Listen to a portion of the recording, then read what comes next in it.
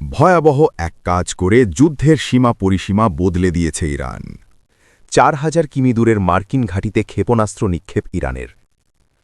ভারত মহাসাগরের দিয়েগো গার্সিয়ায় যুক্তরাষ্ট্র ও যুক্তরাজ্যের একটি যৌথ সামরিক ঘাঁটি নিশানা করে দুটি মাঝারি পাল্লার ব্যালিস্টিক ক্ষেপণাস্ত্র ছুড়েছে ইরান। এ ঘটনা চলমান যুদ্ধে উত্তেজনা বৃদ্ধির পাশাপাশি দেশটির ক্ষেপণাস্ত্রের পাল্লা এবং কৌশলগত ভূরাজনৈতিক প্রভাব সামনে এনেছে। একাধিক সংবাদমাধ্যমের প্রতিবেদন অনুযায়ী একটি ক্ষেপণাস্ত্র মাঝপথে ভেঙে পড়ে, অন্য ক্ষেপণাস্ত্রটি ভূপাতিত করা হয়।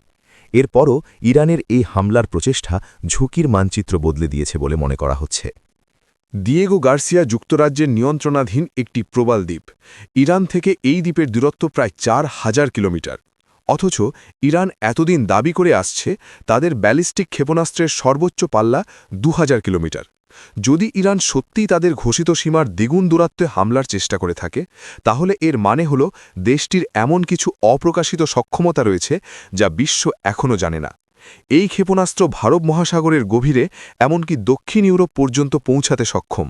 তেহরান নিজেদের হামলা চালানোর প্রকৃত সক্ষমতা সম্পর্কে শত্রুদের ধোঁয়াশায় রেখে বাড়তি সুবিধা পাচ্ছে।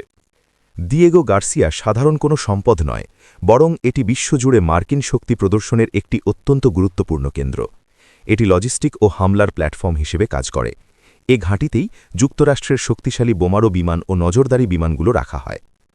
দিয়েগো গার্সিয়ায় হামলার চেষ্টার মধ্য দিয়ে ইরান যুদ্ধক্ষেত্র মধ্যপ্রাচ্য থেকে ভারত মহাসাগর অঞ্চল পর্যন্ত বিস্তৃত করেছে। দেশটি এই বার্তা দিয়েছে যে যুক্তরাষ্ট্রের কোনো ঘাঁটি তাদের নাগালের বাইরে নয়।